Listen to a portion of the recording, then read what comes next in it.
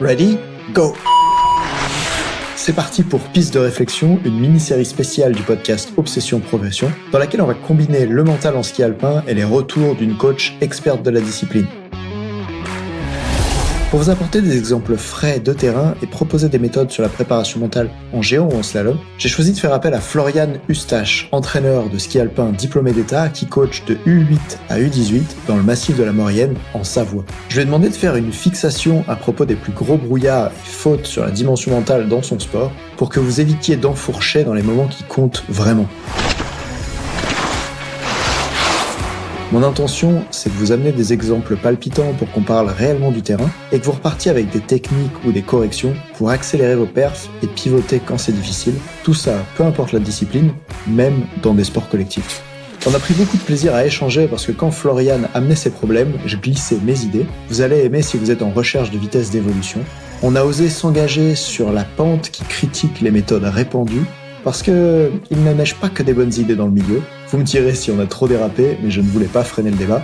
De l'entraînement à la compétition, en passant par les relations entraîneur-entraîné, on trace pour vous ce qui peut déclencher un virage dans la progression ou faire chuter au classement. Alors, attrapez le tire-fesse, c'est Ready to Rock qui vous emmène au sommet, on y va. Ok Florian, bienvenue dans cet épisode dans lequel on va parler des croyances sur la préparation mentale que tu as entendues dans le milieu du ski alpin, chez les jeunes, chez les entraîneurs. Vas-y. Salut Nathan. Oui, la première, c'est que la préparation mentale est souvent considérée comme réservée aux sportifs de haut niveau.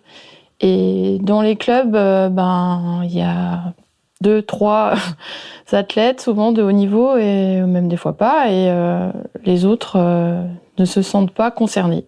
C'est ce que j'entends. Donc je trouve que c'est dommage, parce que pour moi, la préparation mentale, ça se développe et ça se travaille dès tout petit, en fait. Dès 8, tu peux déjà commencer à bosser dessus. Pourquoi ?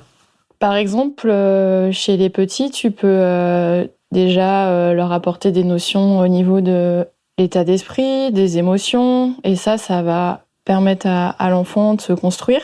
Et tout ce bagage qu'il aura acquis, on pourra vraiment l'utiliser et le développer plus tard, quoi. Que ce soit dans le haut niveau, mais aussi dans d'autres domaines sportifs qui serviront dans la vie de tous les jours.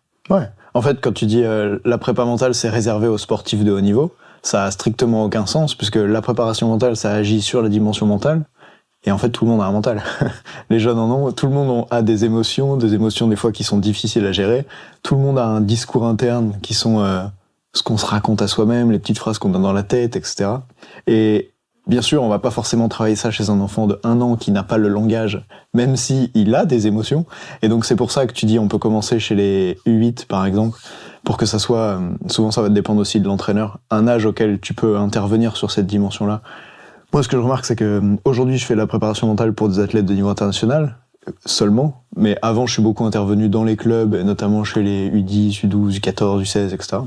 Et ça marche bien. Je crois que ce dont il y a besoin, c'est surtout d'adapter les contenus qu'on leur propose. Par exemple, je me souviendrai toujours que ce jour où à Val Thorens, j'ai réuni les U10 dans une salle et on avait bossé à partir d'extraits de films de Angry Birds, d'extraits de films de dessins animation. Il y en a qui adorent vice versa, etc.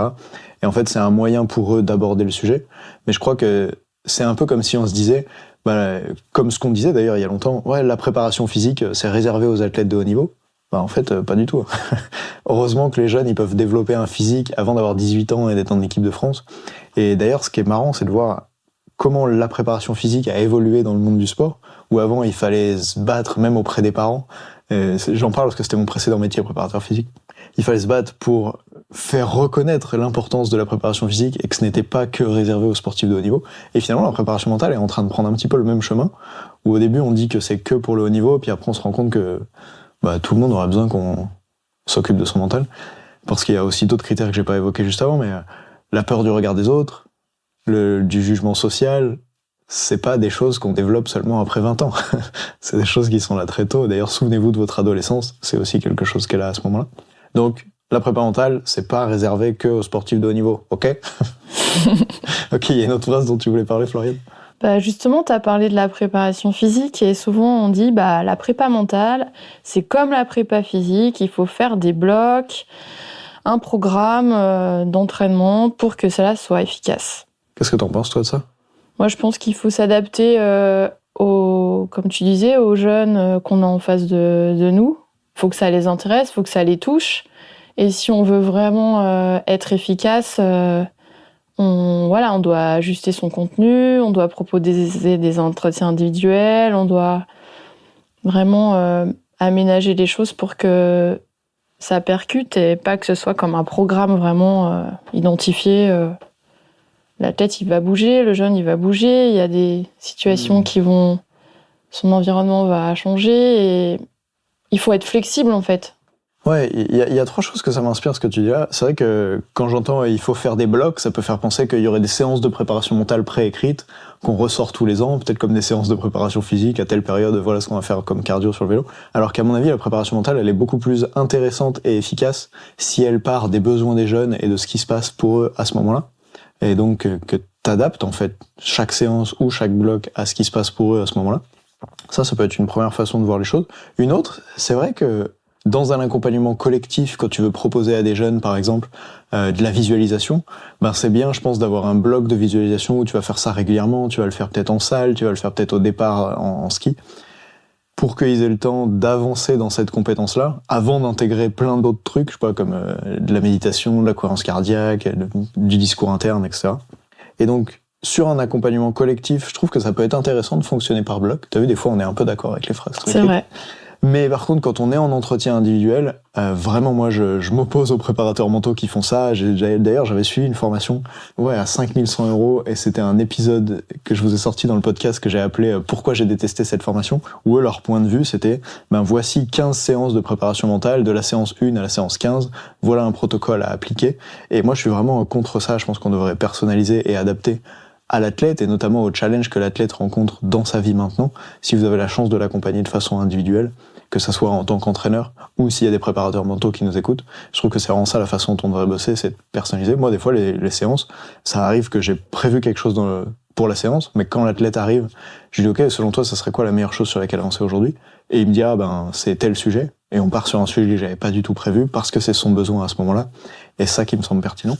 D'ailleurs, juste pour revenir sur cette histoire de bloc, en préparation physique, un des trucs que j'ai remarqué quand c'était mon métier, c'est que pour que les athlètes soient performants, par exemple au squat, t'es obligé de leur faire des squats un peu toute leur vie, voire même toutes les semaines de toute leur vie. Alors que la façon dont le mental fonctionne, c'est vraiment intéressant, c'est qu'au lieu de devoir faire des squats toute ta vie, ça fonctionne plutôt comme des caps, qui est que quand t'as un état d'esprit limitant, quand t'as des croyances qui te bloquent, par exemple si tu te dis, au basket, si je rate ce tir, ça veut dire que je suis nul. En fait, une fois que t'as dépassé cette croyance-là, il n'y a plus rien à faire. T'es juste au niveau d'après. Un peu comme dans un jeu vidéo, même si t'arrêtes de jouer avec ton personnage, tu l'as quitté au niveau 30, tu reviens, il est toujours au niveau 30. L'athlète, quand tu l'as fait passer au niveau d'après, il y est. Alors qu'en squat, c'est pas parce que t'as réussi à soulever 100 kilos que tu seras toujours à 100 kilos. Si tu t'entraînes plus, probablement que ton niveau va redescendre. Et c'est ça que moi d'ailleurs je trouve fascinant à propos de la préparation mentale, c'est cette notion de cap où quand t'es passé au niveau d'après, tu peux plus revenir au niveau d'avant. Je trouve ça vraiment génial. Et voilà quelques perspectives par rapport au bloc. Ok, on a parlé de différents sujets, de croyances qu'il y a dans le milieu du ski alpin à propos de la préparation mentale. Merci Floriane, à plus dans le prochain épisode. À plus Nathan.